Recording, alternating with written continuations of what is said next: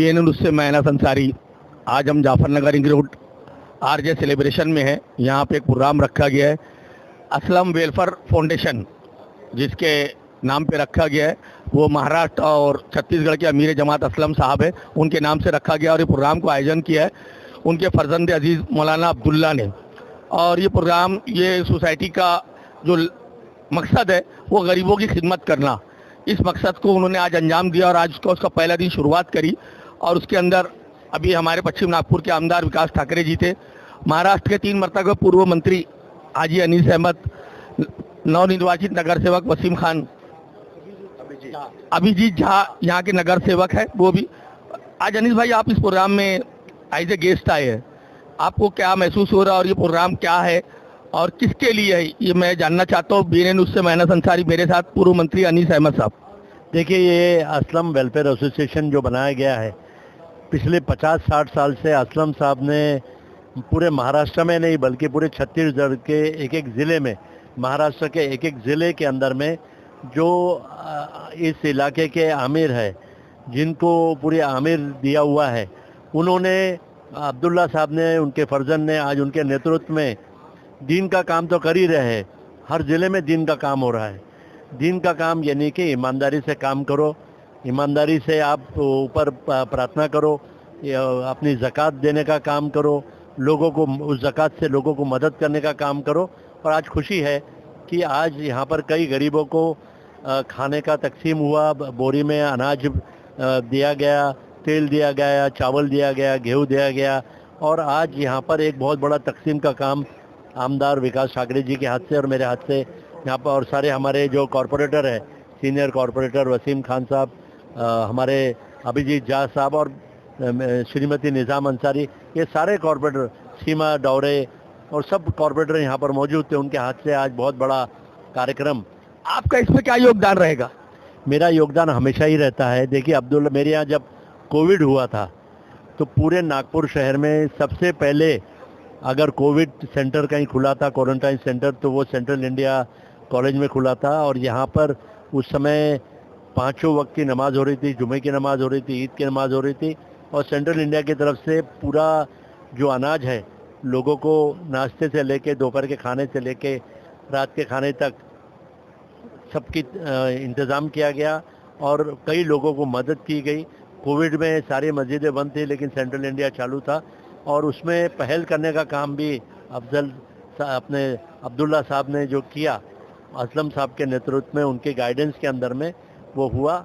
और मुझे खुशी है कि आज असलम साहब की जो एसोसिएशन है वो विदर्भ में नहीं बल्कि पूरे महाराष्ट्र में, पूरे छत्तीसगढ़ में, छत्तीसगढ़ के हर ज़िले में, बालाघाट, रायपुर, हर ज़िले में और पूरे विदर्भ के हर ज़िले में, हर कस्बे में आज अब्दुल्ला भाई जाकर एक ज़िले में काम कर रहे हैं और दीन का पैगाम के साथ साथ इंसानियत का पैगाम देने का काम कर रहे हैं, मिलजुल कर रहने का काम कह रहे हैं, लोगों को साथ में रहकर, कंधे, हिंदू मुस्लिम को कंधे से कंधा मिलाकर, कदम से कदम मिलाकर रहकर काम करने की उन्होंने ऐलान किया है।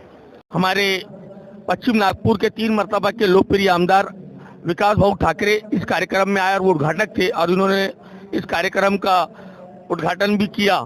मैं विकास भाऊ से जानना चाहता हूँ, विकास भाऊ मेरे साथ है, BNN उससे मैं अनस अंसारी। आपसे पहला प्रश्न करता हूँ, आप एक कार्यक्रम में आए तो ये कार्यक्रम के अंदर आपका उद्देश्य क्या था और आपने इस कार्यक्रम में आके अपना जनता को और अपने भारतवासियों को क्या उद्देश्य? ऐसा है कि कोई भी सामाजिक संस्था अगर कोई भी काम करे तो जनप्रतिनिधि का काम होता है कि उनकी हौसला अफजाई करे, उनके हौसले बुलंद करे कि आप अच्छा काम कर रहे हो। इसलिए मैं असलम वेलफेयर फाउंडेशन के इस काम में आया हूँ, जिन्होंने कि गरीबों के मदद के लिए हर समय आगे हाथ बढ़ाया। कोरोना की स्थिति हो, बारिश में बाढ़ आने की स्थिति हो, कोई भी दुर्घटना हो, जो पीड़ित लोग हैं उनके लिए वो फ़ायदा आज यहाँ पर वो किट का वाटप कर रहे हैं। आने वाले दिनों में ईद है उसके लिए, और मैं उनकी हौसला अफजाई करने, उनके फाउंडेशन जो अच्छा कार्य कर रही है उसकी सराह करने के लिए यहाँ पे आया हूँ।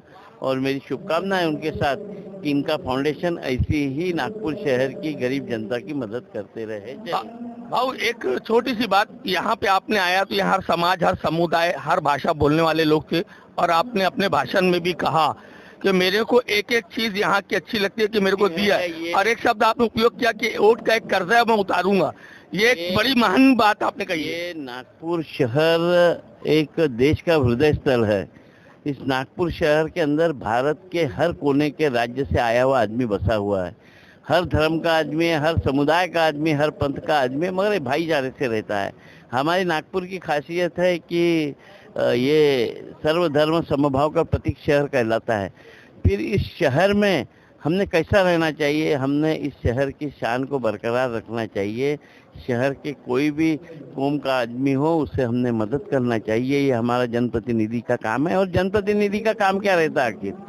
नगर सेवक रहे, खासदार रहे, आमदार रहे, ये कोई पैदा होते ही नेता नहीं रहता। इसको जनता वोट देकर बड़ा बनाती है, मगर बड़ा बनाने के बाद उस जनप्रतिनिधि ने जनता के ही काम आने, पहला दायित्व है उसका कि पहले मुझे जिस जनता ने इस काम करने के काबिल बनाया उसके लिए मैं दौड़ के जाऊं, यह पहला दायित्व उसने निभाने को होना। और जो दायित्व निभाएगा उसी ने ही इस क्षेत्र में रहने को होना। मैं मेरे नए सब नगर सेवक चुन के आए थे जिन्होंने उन्होंने लोगों ने वोट दिए, तो उनको समझा रहा था कि तुम्हारा पहला दायित्व है, तुम इस फील्ड में आए हो, जिस जनता ने तुम्हें वोट दिया है उस जनता के सुख दुख में जाओ, उनके क्षेत्र के डेवलपमेंट में जाए, उनकी आवाज़ के ऊपर खड़े रहो, यही मैंने बताया। असलम वेलफेयर फाउंडेशन की ओर से आज ये कार्यक्रम रखा गया है, और इस कार्यक्रम का पूरा मकसद विकास भाई ठाकरे ने और अनिल भाई ने बता दिया। और इसका आने वाले प्रोग्राम के अंदर जो भी रहेगा उसका ऐलान किया जाएगा। BN न्यूज़ से मैं नज़र अंसारी, RJD सेलिब्रेशन, जाफरनगर, नागपुर। जय हिंद, जय महाराष्ट्र।